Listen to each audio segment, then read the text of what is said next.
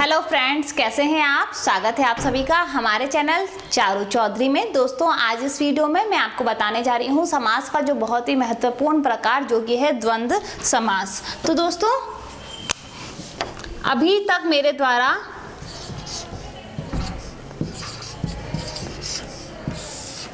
मेरे द्वारा पुरानी जो 2 वीडियोस हैं, एक सेकंड, समास से रिलेटेड अव्ययी भाव समास किसे कहते हैं, अव्ययी भाव समास, तत्पुरुष समास, कर्मधारय समास, तीनों समास मेरे द्वारा पढ़ा दिए जा चुके हैं। अभी हम चौथा प्रकार पढ़ रहे हैं समास का, जो कि है द्वंद्व समास। ये आज हम इस वीडियो में पढ़ने जा रहे हैं। तो द्वंद्व समास क्या होता है और द्वंद्व समास के प्रकार कौन कौन से हैं। तो देखिए, यहाँ पे द्वंद्व समास की जो इंपॉर्टेंट बात ध्यान रखनी है वो ये है कि दोनों पद इसमें प्रधान होते हैं, दोनों पद प्रधान होते हैं। पहला भी उतना ही इंपॉर्टेंट है जितना कि दूसरा पद इंपॉर्टेंट है, ठीक है। तो ये जो समास है द्वंद्व समास, ये 3 प्रकार का होता है। पहला है इतरेतर द्वंद्व समास। इतरेतर द्वंद्व समास में क्या होता है कि एक जो दोनों ही पद प्रधान होते हैं, ये तो आपको पता चल ही गया। अभी मैं आपको यहाँ पर एक एग्जाम्पल के जरिए बताऊंगी।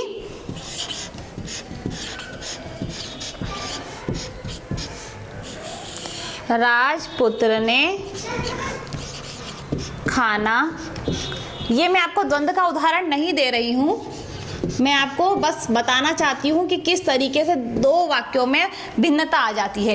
राजपुत्र ने खाना खाया, यहाँ पे अगर इसका हम विग्रह करते हैं राजपुत्र, तो क्या हो जाएगा, राजा के पुत्र ने खाना खाया। तो यहाँ पे दोनों पद प्रधान नहीं है, यहाँ पर तो पुत्र ने खाना खाया है, तो केवल एक ही ने खाना खाया है। पुत्र जो है वो प्रधान है, मतलब दूसरा पद इसका प्रधान है। परंतु मान लीजिए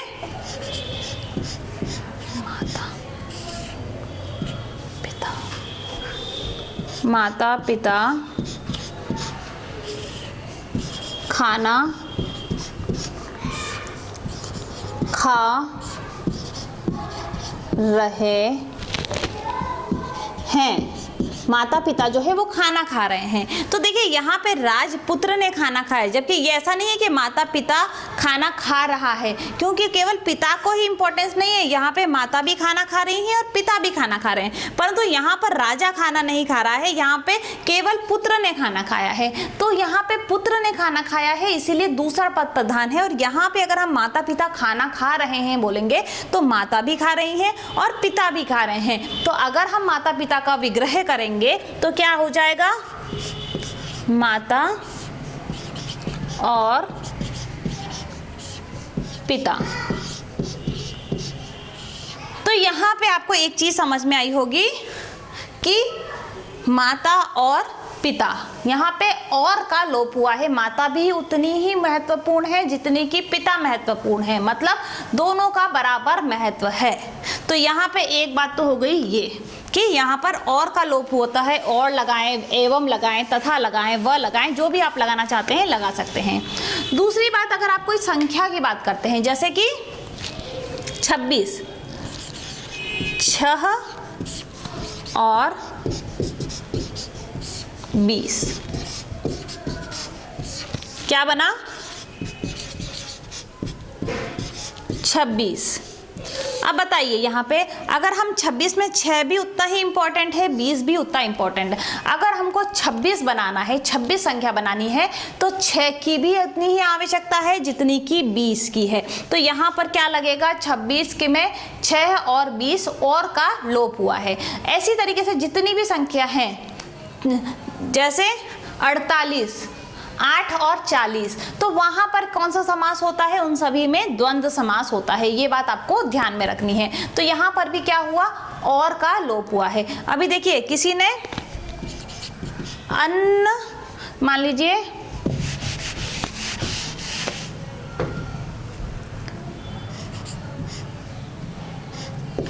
मोहन ने अन्न जल छोड़ दिया, हम ऐसे बोलते हैं किसी ने अन्न जल छोड़ दिया। तो यहाँ पर मोहन ने क्या किया, अन्न को भी छोड़ा है और जल को भी छोड़ा है। तो यहाँ पर क्या हो जाएगा, अन्न और जल। जब विग्रह किया जाएगा तो और होगा, ऐसा नहीं है कि उसने केवल जल को छोड़ा है या ऐसा नहीं है कि उसने अन्न को छोड़ा है। दोनों ही पद प्रधान हैं। जितना अन्न महत्वपूर्ण है उतना ही जल महत्वपूर्ण है, क्योंकि उसने अन्न को भी छोड़ा है और जल को भी छोड़ा है। तो यहाँ पे आपको जहाँ पे भी और, एवं, तथा, व इत्यादि का लोप होता है वो क्या होता है, इतरेतर द्वंद्व समास। जहाँ पे दोनों ही, इसमें से सभी में दोनों ही पद प्रधान होते हैं, परंतु क्या है, जैसे कि अन्न जल छोड़ दिया तो यहाँ पे दोनों ही पद जो है वो प्रधान है। अमीर गरीब, अमीर और गरीब, ठीक है ना। तो जब भी इस तरीके की बात आती है ना कि दोनों की बात कर रहे हैं कि आज तो खाने में अमीर गरीब दोनों को बुलाया है, तो अमीर गरीब को बुलाया है मतलब अमीरों को भी बुलाया है और गरीब को भी बुलाया है। हम ऊंच नीच नहीं मानते। तो अभी देखिए, ऊंच और नीच नहीं मानते हैं। अब ये तो हो गया इतरेतर द्वंद्व समास, जो कि पहला प्रकार है द्वंद्व समास का। अब दूसरा देखिए, दूसरा क्या है, विकल्पक।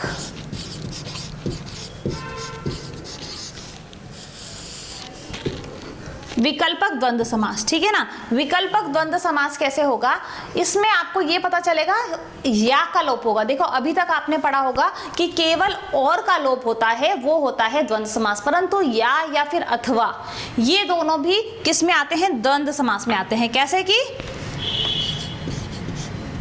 व्यापार में घट बढ़ होता रहता है।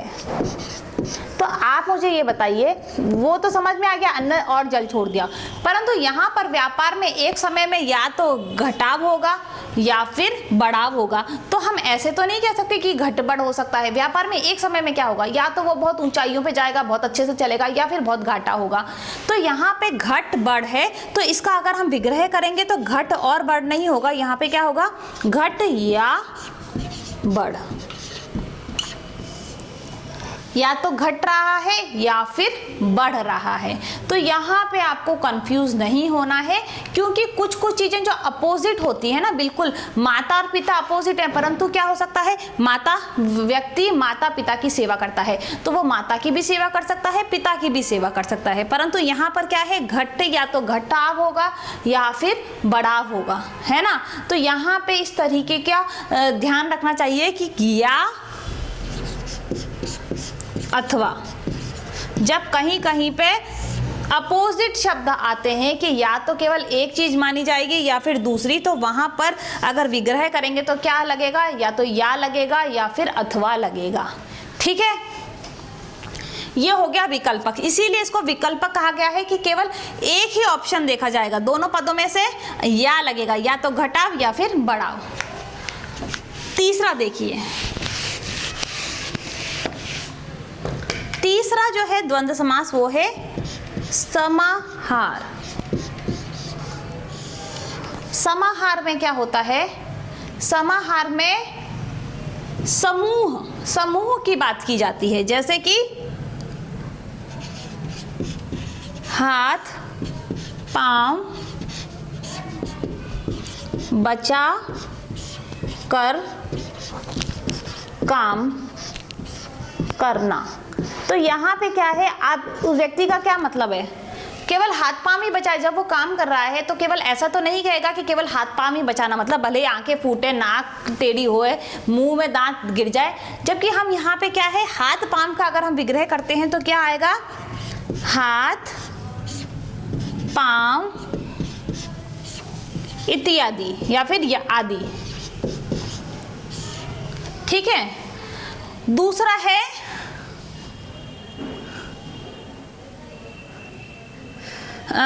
शादी, एक सेकंड, तुम्हारी शादी हो जाने दो, नॉन तेल का